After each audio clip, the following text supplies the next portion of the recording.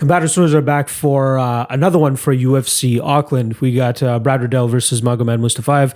The final decision was a split decision, actually, for Brad Riddell. Let's see. 2 judges gave him rounds 2 and 3.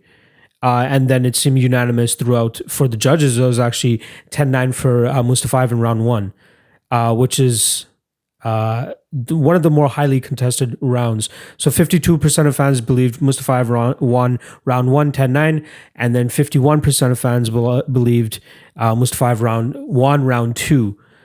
The scorecards are kind of all over the place here too. And then what is that? Actually, Luke Hill and Howie Booth have the same scorecard. Was it 96% or something there for Riddell for round 3? For round 3, yeah. We know that's like not even up to debate. So actually round 2 seems to be the swing round here. The 1 and 2 are both close. Apparently this fight could go 30-27 Riddell, and that's not, or Riddell. It's not even a bad thing. Matthew, I just can't. Riddell.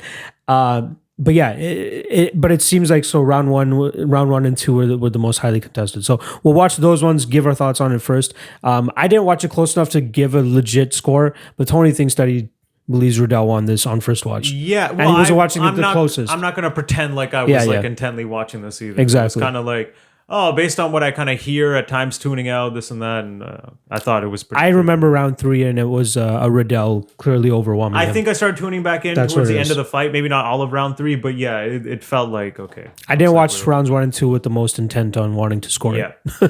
So let's get into this. Round 1. I actually remember Mustafaev too from when he was like piecing up Kevin Lee on the feet, and then Lee just took him down and choked his ass out. Yeah. He had a pretty big win last time too. Actually, Rafael Fiziev, he knocked him out in like a minute. That was pretty cool. He has heavy power, man. I was surprised that Riddell ate a lot of these shots.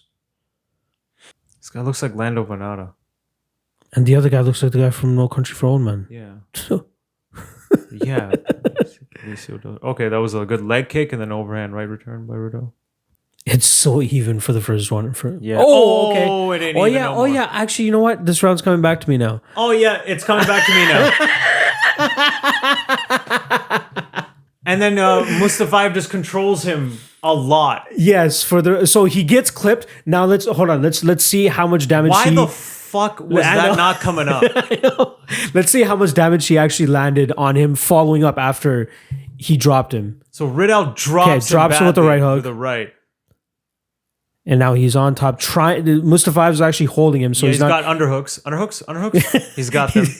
He listened to Tito in the corner there. 2 good shots from Riddell on top.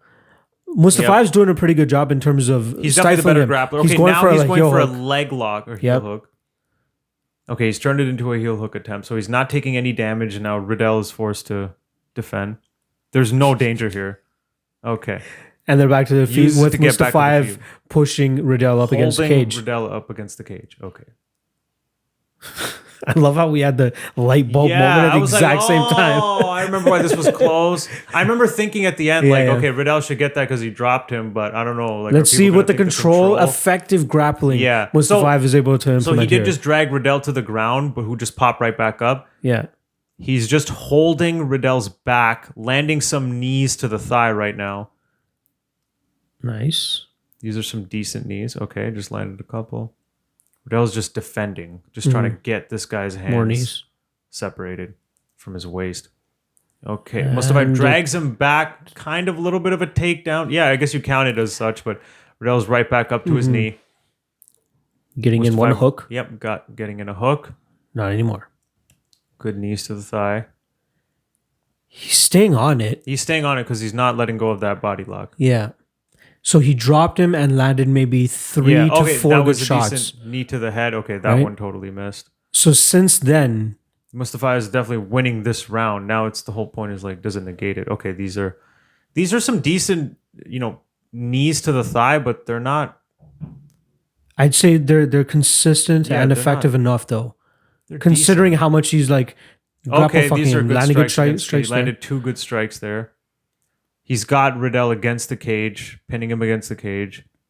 Okay, see, that to me is still a Riddell round. No. Yeah. I'm going with Mustafaev there. I don't see that at all. How do you negate getting dropped? He got dropped, but what did he follow up that with? Well, maybe 2 more shots in that exchange of trying to get the TKO. But if you're looking at who did more damage in that round, Brad Riddell did more damage in that round.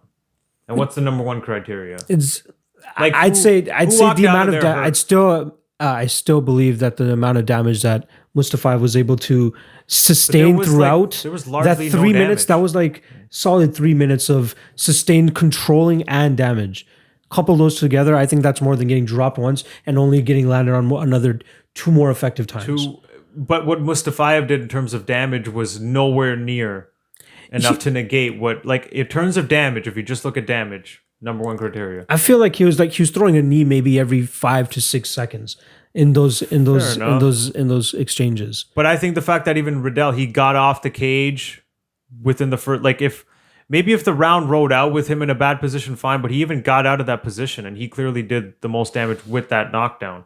That's one punch followed up with. It doesn't matter if it's one punch, it's the effect of that punch. That's definitely the biggest moment of the round.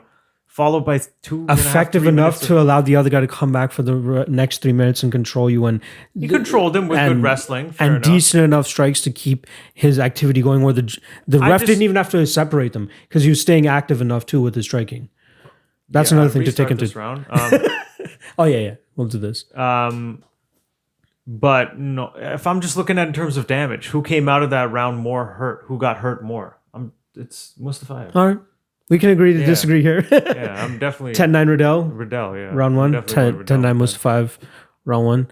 I could see the argument for it, but I don't like what I saw with the follow-up. That's the only thing. Yeah, it definitely did hurt his case there to seal the round. Yeah. All right, round 2. Ooh. Nice little blitz from Riddell. Yeah. So far, Mustafaev's landed like 1 strike. He's whiffing a lot. His range is off. And I'm swaying Riddell so far. Oh, it's easy. This is an easy round to score right now. It's not even close.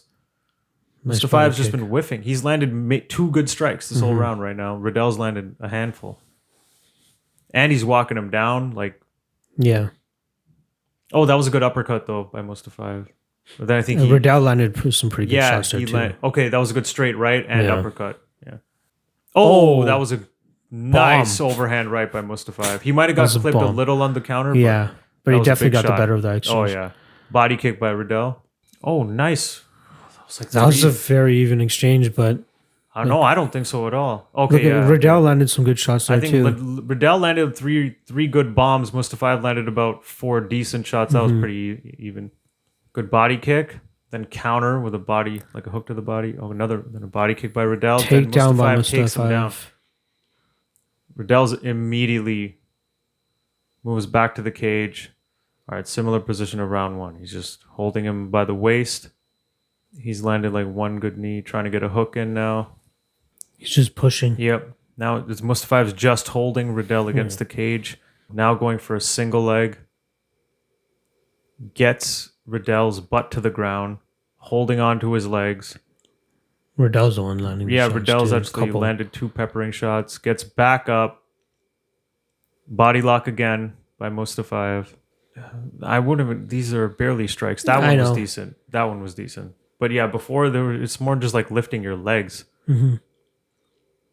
Okay, once again, he's not letting go. Then single legs him back to his butt. Riddell right back up to his knee.